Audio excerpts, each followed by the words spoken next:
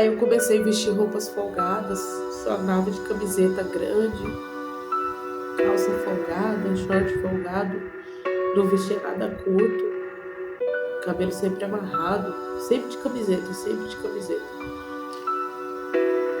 Eu achava que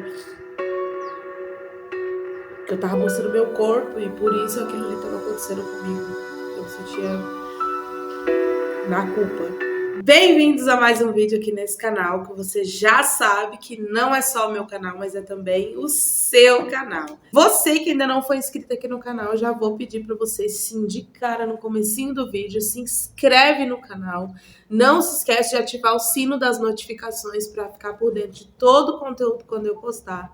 Deixa bastante like nesse vídeo, comenta bastante, não se esquece de compartilhar com pelo menos mais 2 pessoas.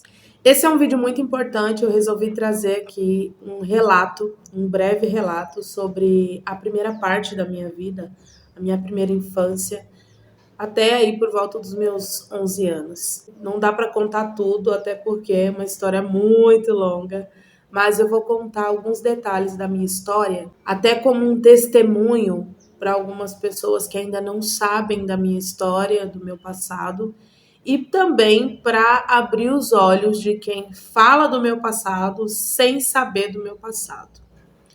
Esse vídeo é um vídeo muito importante para mim, porque ao tomar a atitude de gravar esse vídeo, eu entendo ainda mais que eu cresci, que eu amadureci, que eu sobrevivi a tudo que eu passei e que eu superei as minhas dores.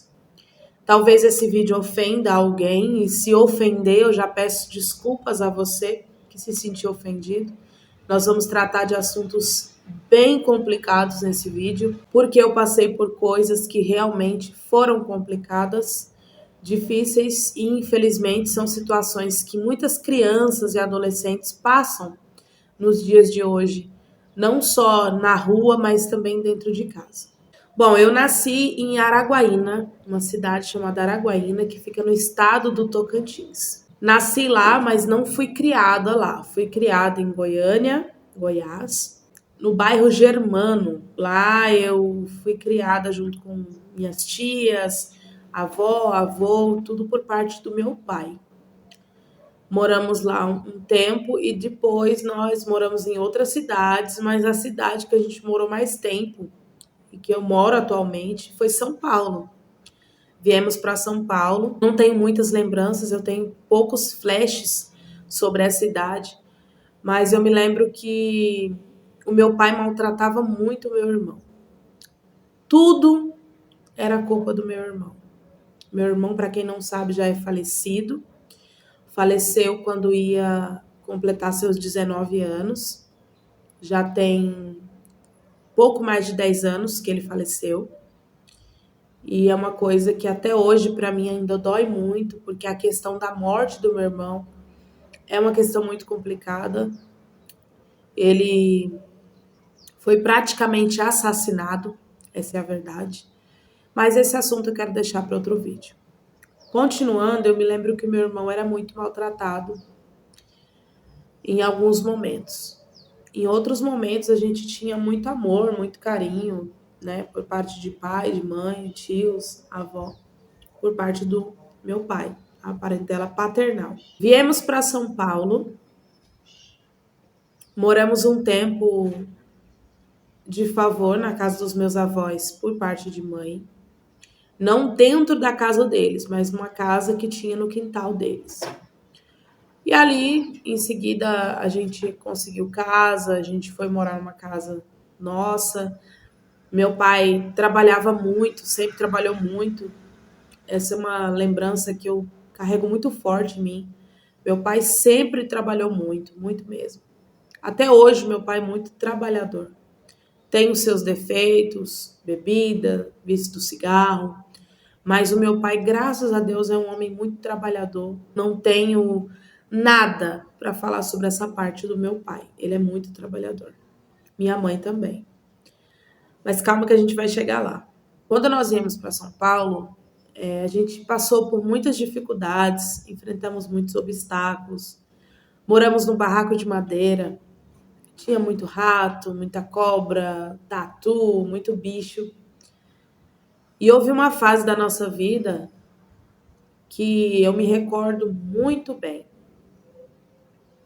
E essa fase poucas pessoas conhecem, poucas pessoas sabem. Houve uma fase da nossa vida em que a gente não tinha banheiro dentro de casa. Então a gente precisava fazer a nossa necessidade numa sacola e jogar no mato.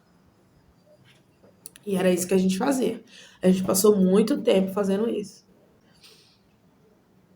Depois dessa fase, nós fomos para a fase daqueles banheiros de madeira. Eu não sei se alguém aqui é dessa época ou conhece. Aquele era uma madeira, era um buraco bem fundo, e aí tinha as madeiras em volta, e ali você se agachava e fazia a tua necessidade, né? E se limpava e jogava lá dentro a sujeira. Depois tampava, porque tinha uma madeira que você tinha que jogar por cima para não exalar o cheiro, né? Muito forte. No caso das moscas, bicho. Uma madeira que você colocava em cima e acabou. Banho de caneca, esquentava a água com rabo quente dentro do balde. O rabo quente é aquele negócio de ferro, sabe? Tem em formato de espiral ou só um ferro mesmo que você colocava, ligava na energia, colocava dentro do balde com água e ele esquentava a água, era o rabo quente. E esses são alguns dos momentos que nós passamos. Até aqui, o relacionamento que eu via do meu pai e da minha mãe era bom. Só que depois as coisas começaram a deslanchar. Meu pai começou a trair muito minha mãe, começou a beber mais do que já bebia. Fumar, ele sempre fumou. Meu pai fuma desde os 14 anos de idade. Então esse foi um cenário que eu comecei a ver dentro da minha casa. Minha mãe na época não trabalhava, ficava em casa com a gente, comigo e com o meu irmão. E foi esse o cenário que eu comecei a ver. Eu gostava muito de brincar com meu irmão, a gente brincava de soltar pipa, tereco, né? Na época do tereco, que a gente fazia um pipazinho de papel e amarrava uma linha nele e ficava brincando que era uma pipa, era o tereco. Nessa fase eu comecei a perceber os olhares das pessoas para mim, mais precisamente dos homens. E eu fui uma pessoa que eu cresci ouvindo que eu ia dar trabalho. Eu cresci ouvindo todo mundo dizer, tio, vó, vô, todo mundo. Ah, essa menina vai ser cibita. Não sei se alguém conhece essa palavra. As pessoas antigas falavam muito, né? Essa menina vai dar trabalho, essa menina vai ser cibita. E foi uma época que eu não consigo esquecer. Isso aqui fica na minha mente gravado sempre. Eu ia ser uma criança, uma pessoa, né? Uma menina cibita. O tempo foi passando. Eu comecei a ir para a igreja com a minha avó, muito novinha. Ah, gente, eu tô falando aqui de... Eu não vou saber precisar a idade, sei lá, uns 8, 9 anos, acredito.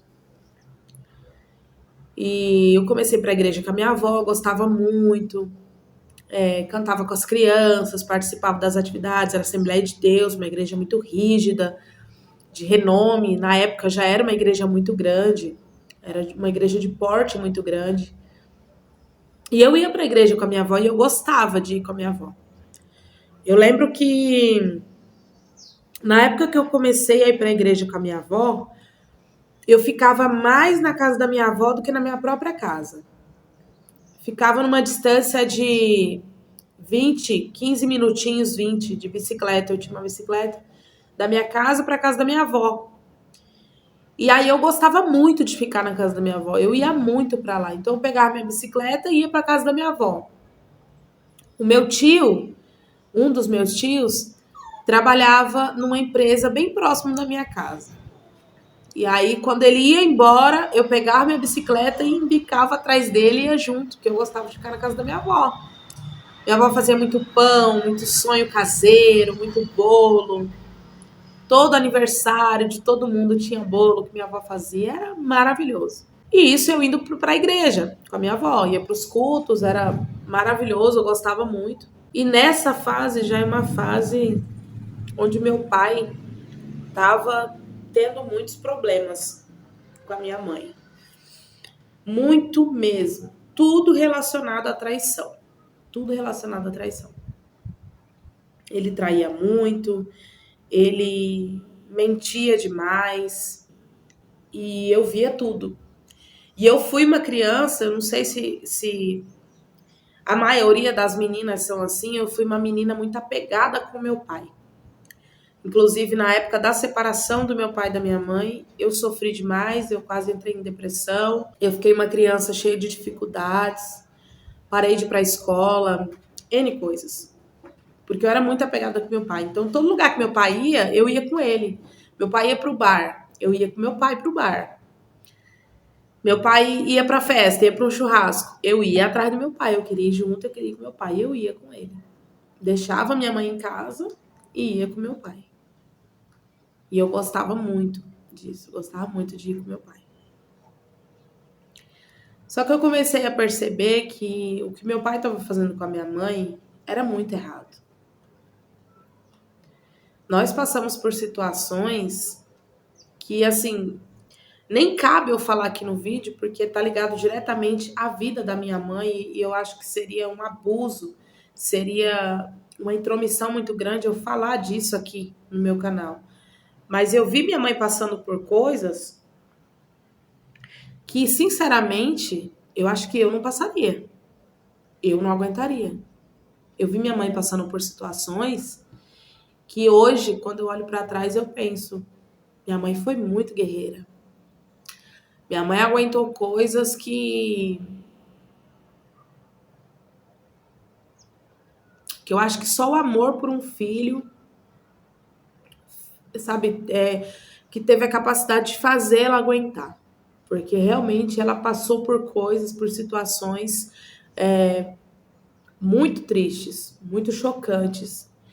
E o pior de tudo, né, a raiva maior, é que todo mundo sabia, todo mundo tinha conhecimento do que ela estava passando, só que ninguém fazia nada. Todo mundo morava perto, a mãe dela, o pai dela, né, meus avós, tios, e ninguém fazia nada. Eu sei que essa situação foi se arrastando, se arrastando. Foi quando chegou a época onde eu comecei a ser abusada. Foram onde aconteceram os meus primeiros abusos. Eu me lembro claramente que a escola ficava um pouco distante e eu precisava de perua e de ônibus para ir para a escola. E uma época eu ia de perua e outra época foi de ônibus. Do lado da minha casa tinha uma venda, e eu vou citar esse nome aqui porque essa pessoa já faleceu. Seu Gabriel. A venda do Seu Gabriel. Meu pai tinha conta lá na época, sabe? Mandava a gente buscar as coisas, cigarro, bebida, comida, pão, e ele ia anotando lá para ele pagar no final do mês. E esse Seu Gabriel, ele começou a dirigir a perua da escola onde eu estudava.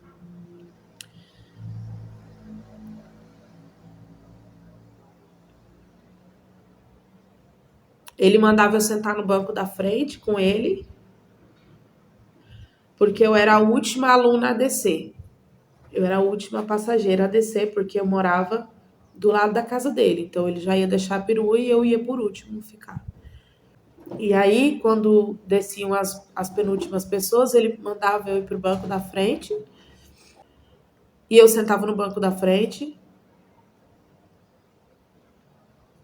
E ele passava a mão nas minhas coxas, nas minhas pernas. Eu ficava calada. Eu não tinha nenhum tipo de reação, eu não falava nada. Eu ficava quieta. E isso acontecia muitas vezes. Nunca houve abuso a ponto de penetração. Era só a mão que ele passava em mim. Na época eu já não tinha tanta inocência. Porque eu via muita coisa, né? Eu via meu pai fazendo muita coisa eu via o que as pessoas faziam, sabe, ao redor, nos lugares onde eu ia com meu pai. Então eu já não tinha tanta inocência. Mas eu não era o que as pessoas pensam, né? Porque geralmente quando a pessoa escuta alguém falar que foi abusada, a pessoa é safada, foi abusada porque quis, por que que não contou, por que que não falou nada. Eu tinha minha inocência. Eu era uma criança, né? Eu era muito nova. O tempo foi passando, eu deixei de ir na perua, passei aí no ônibus. Na escola aconteciam muitas coisas de menino tirar o órgão para fora, mostrar.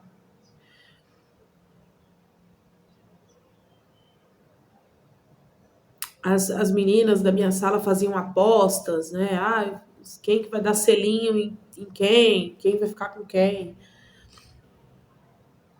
E como na época eu já ia para a igreja, eu era muito exclusa de tudo. Eu era exclusa de todo mundo.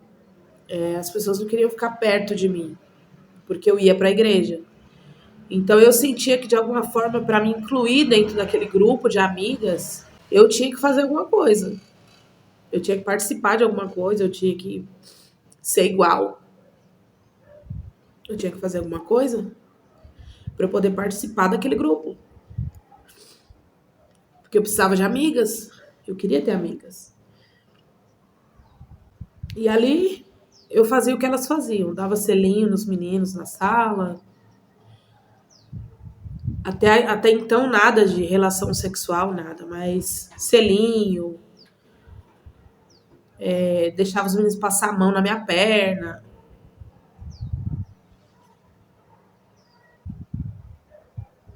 E eu tinha amigas.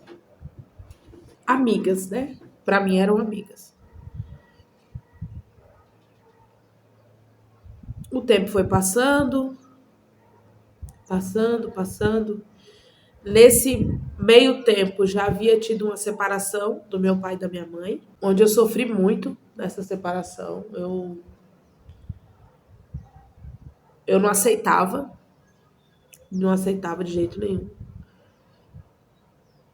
E cheguei ao ponto de pedir pro meu pai voltar. Meu pai e minha mãe, com dó de mim, voltaram, reataram. Meu pai voltou para casa, porque eu realmente estava muito mal, estava na pior. Voltou para casa, mas infelizmente ele não mudou, então, como ele continuou sendo a mesma pessoa, automaticamente o casamento não ia dar certo, porque ele estava fazendo as mesmas coisas que ele já fazia. Nesse meio tempo, eu quero deixar claro aqui que eu sempre fui atendida dentro de casa com boas condições, sempre tive roupas boas, alimentação boa. Passamos sim por dificuldades comuns, cotidianas, que todo mundo passa até nos dias de hoje. Mas o meu pai, mesmo sendo quem ele era no casamento dele, ele nunca deixou faltar nada em casa. Sempre supriu com tudo. Até um dado momento, que foi quando realmente foi a última separação deles, que ele já não comprava mais comida. Isso já é assunto que está lá na frente. Mas voltando aqui, nesse meio tempo, depois desses abusos na perua com o seu Gabriel, eu passei aí de ônibus, eu precisava fazer amizade com as meninas. Achei o meio de fazer amizade com elas, fiz, porque pra mim era amizade. Pra mim elas eram minhas amigas. Andava ali naquele grupinho, enfim. Continuava no meio de tudo isso indo pra igreja com a minha avó. E aqui começa a segunda sessão de abusos. Depois desse caso, episódio, né, da escola, tudo, eu passei por outras coisas também. como eu já falei, eu gostava muito de ficar na casa da minha avó. Pra mim era tudo eu ficar na casa da minha avó.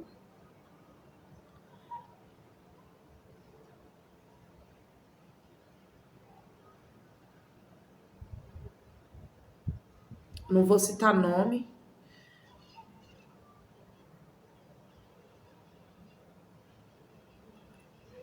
mas foi um tio. E eu falo assim, assim, eu choro. Não é porque eu tô ferida ou porque eu ainda não curei essa dor. Nunca me pediram perdão, mas eu já perdoei.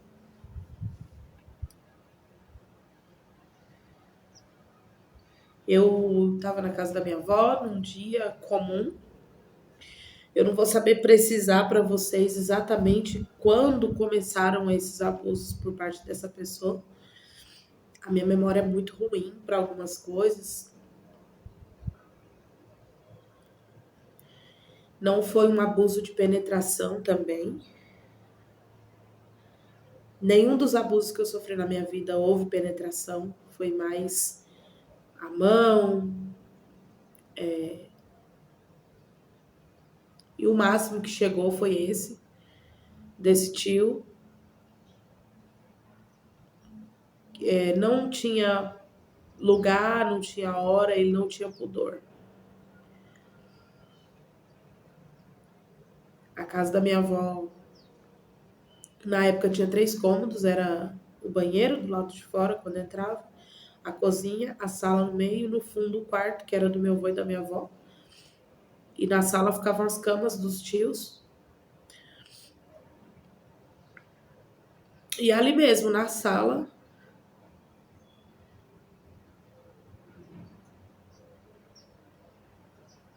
ele abria a minha calça e introduzia o dedo em mim. E me segurava assim por trás, introduzia o dedo em mim, a ponto de me levantar do chão. Doía, só que eu não falava nada.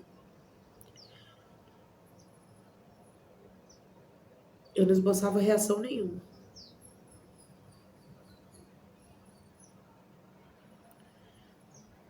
Eu não sei dizer quantas vezes aconteceu, por quanto tempo.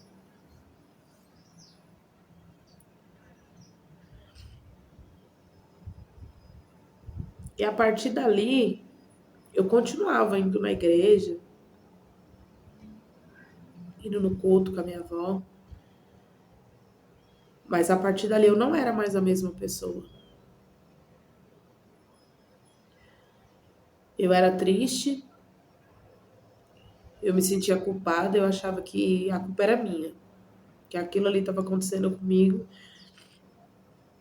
porque eu era culpada.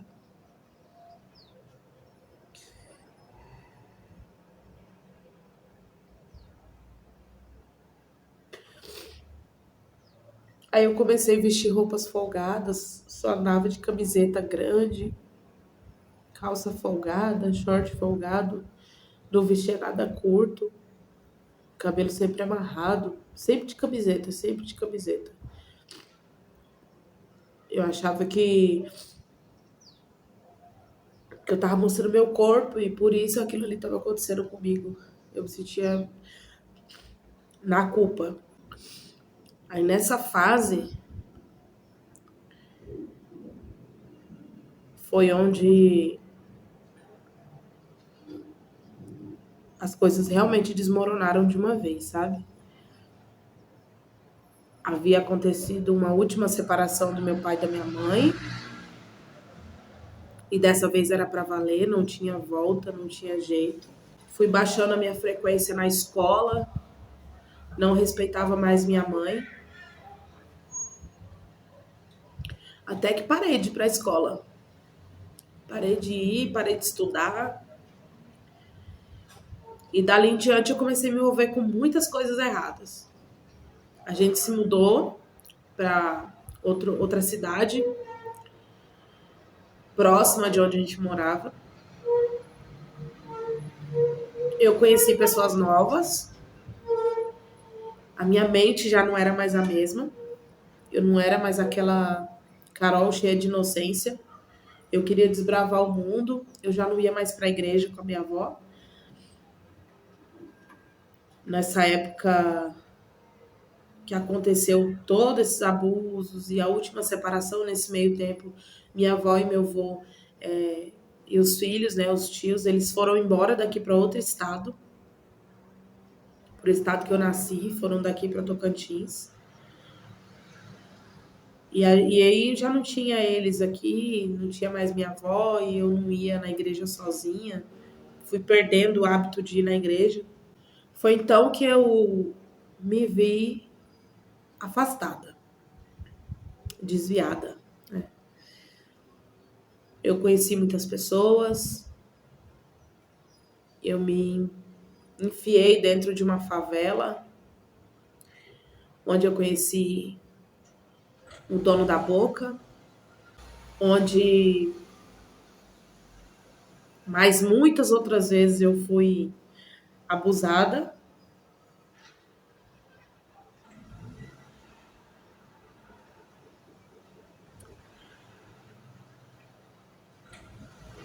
Arrumei um emprego, fui trabalhar numa loja de roupa.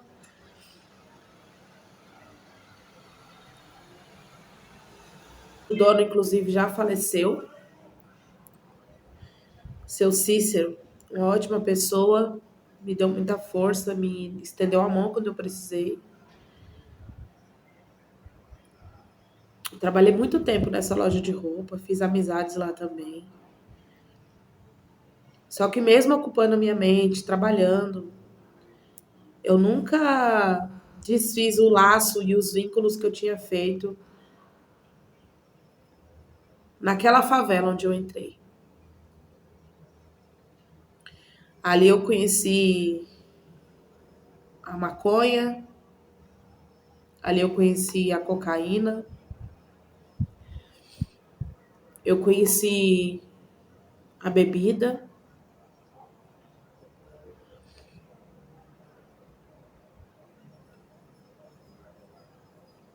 Conheci assim mais a fundo, né?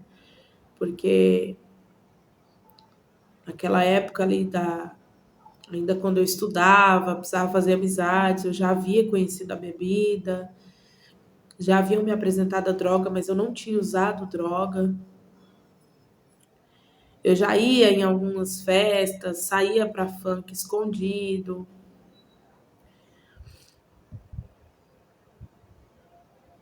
Já tinha me já tinha conhecido aquelas coisas ruins. E aí, quando eu fui para esse lugar onde eu entrei nessa favela e conheci várias pessoas, foi quando eu realmente quis usar aquilo tudo, quis fazer parte daquele mundo.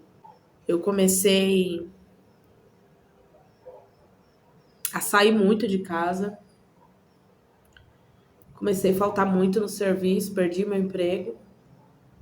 Eu saía de casa, eu ficava uma semana e meia fora, não dava uma satisfação para minha mãe, não avisava minha mãe ficava preocupada, achando que tinha acontecido alguma coisa. E ali eu já estava perdida de mim. Eu estava usando muita droga, eu cheirava muita cocaína, fumava muita droga, lança perfume.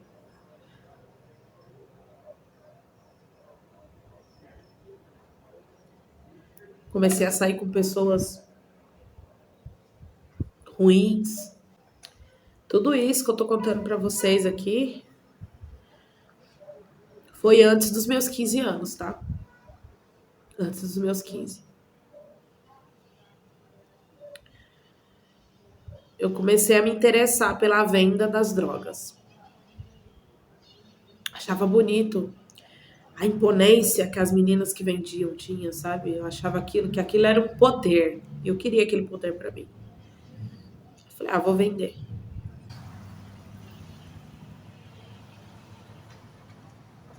Comecei a vender. Passei por situações difíceis por causa disso. Eu lembro que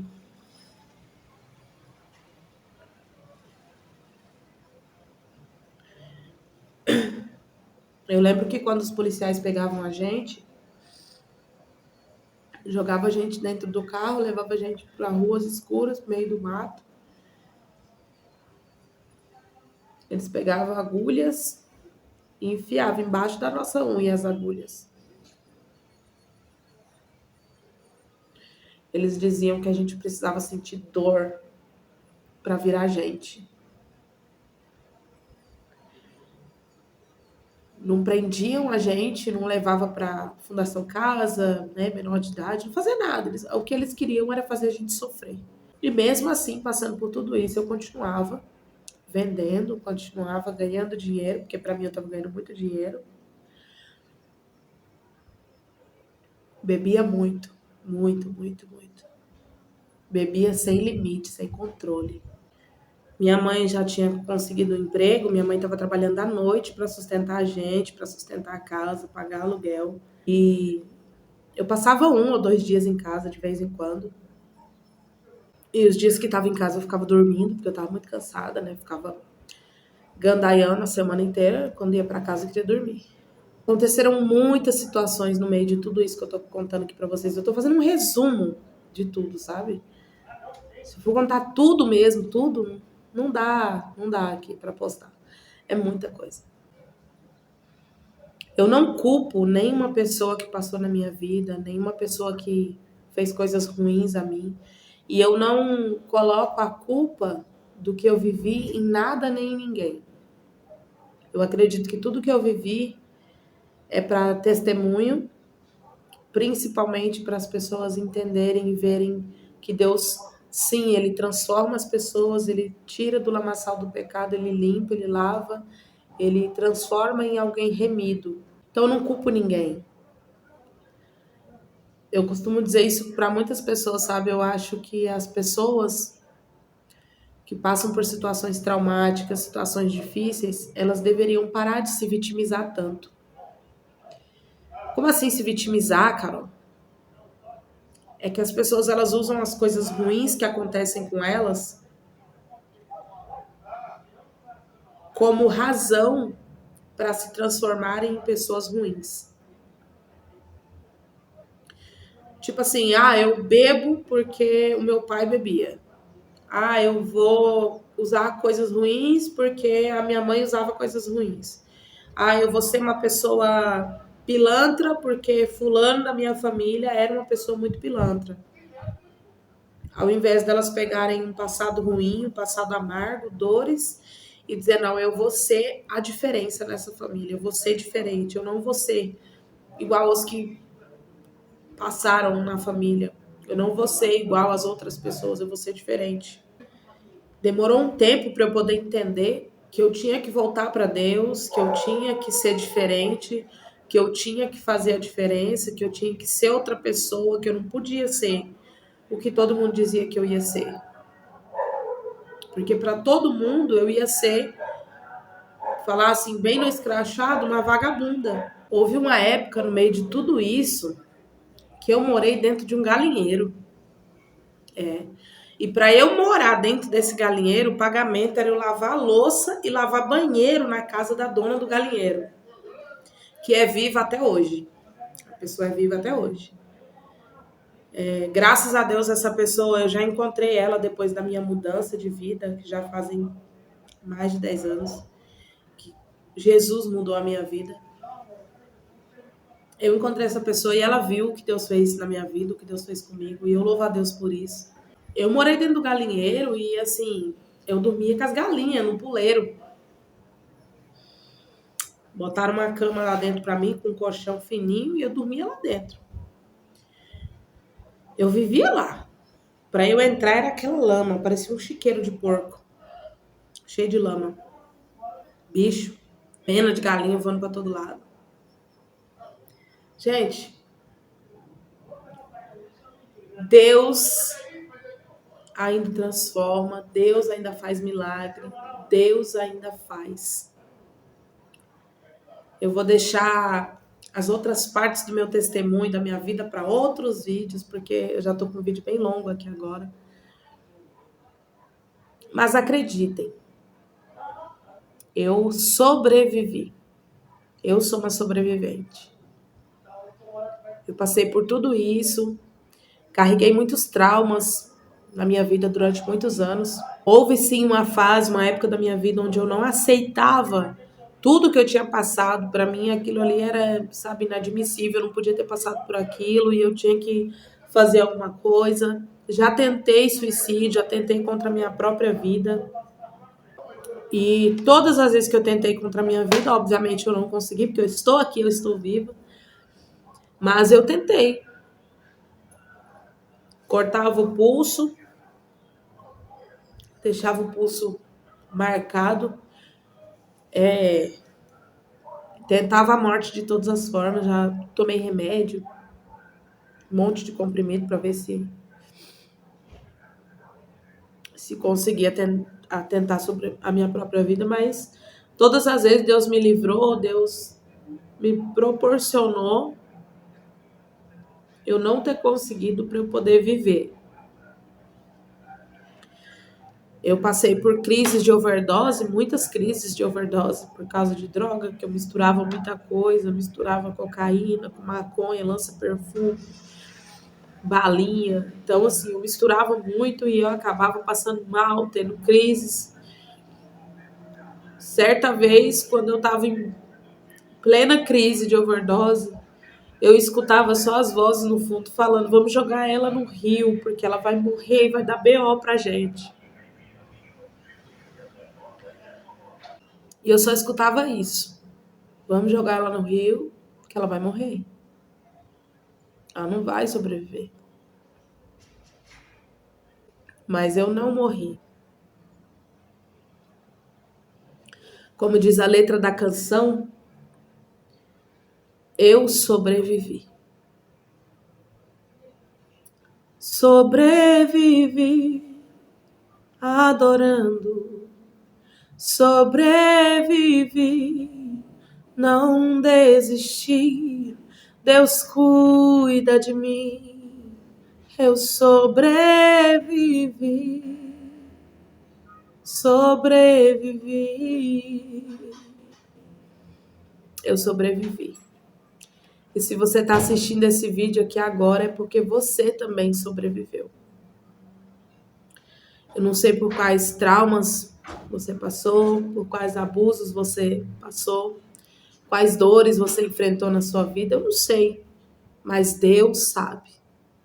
Esse Deus que tem te sustentado até o dia de hoje sabe todas as dores que você já enfrentou e Ele sabe que existe um propósito para Ele não ter permitido você tirar sua própria vida, para Ele não ter permitido você perder a sua vida, porque eu sou prova disso, não era para eu estar aqui. Se não fosse a mão de Deus, eu não estaria aqui. Porque eu entrei em muitos lugares onde não era para eu ter saído viva. Eu conheci muitas pessoas que poderiam ter tirado a minha vida. Mas Deus guardou a minha vida por causa do propósito. É por isso que eu já pensei em desistir muitas vezes, claro, mas é por isso, por eu saber o que eu já passei, que eu não desisto. É por eu saber os lugares que eu já pisei, as pessoas com quem eu já me relacionei, já tive perto, já tive contato, que eu não desisto. Porque não é todo mundo que aguentaria passar o que eu passei e sobreviver. Não é todo mundo que aguentaria passar o que eu passei. Porque tem muitas pessoas que passaram o que eu passei, ou até menos, ou até pior, que desistiram, que tiraram a própria vida, que saíram dos caminhos de Deus e não voltaram mais. Quantas pessoas que estavam comigo, que andavam comigo, hoje já morreram. Outras aceitaram a Jesus, outras não querem saber de Deus. Sabe, todas têm uma história, todas têm um dilema na vida.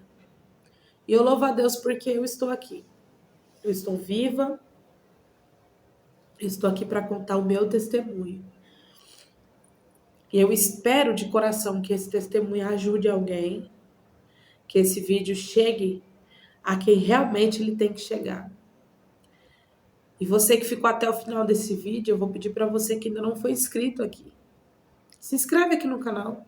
Tem mais conteúdos falando sobre isso aqui. Eu tenho outro vídeo falando do abuso que eu sofri, você pode assistir também. Tenho vídeos falando sobre o perdão, sobre como liberar o perdão. Tem muitos outros vídeos aqui que eu tenho certeza que você vai gostar. Se talvez esse vídeo serviu para você que está assistindo e ficou até o final, talvez você conhece alguém que precisa de uma restauração, precisa de uma mudança de vida. Que tal você pegar esse vídeo, clicar em compartilhar e mandar esse vídeo para essa pessoa? Ajude alguém. De repente esse vídeo vai chegar até essa pessoa no momento em que essa pessoa mais precisa. Eu volto em outro vídeo sobre testemunho e história, contando mais um pouquinho da minha vida para vocês. Para você que ainda não me conhece, você pode ficar mais próximo de mim lá no meu Instagram, Carol Souza Oficial, vou deixar passando aqui agora. Lá eu posto tudo em primeira mão. Antes de vir para cá pro YouTube, foi para lá. E lá você fica pertinho de mim, das minhas filhas, da minha família. Lá eu posto os meus passeios, minhas viagens, as ministrações, os lugares onde nós vamos estar. Lá eu mostro tudo. Então, se você não me segue lá, passe a me seguir no Instagram, tá bom? Não se esquece de ativar o sininho das notificações aqui para ficar por dentro de todos os vídeos quando eu postar. Um beijo para vocês e que Deus abençoe a sua vida.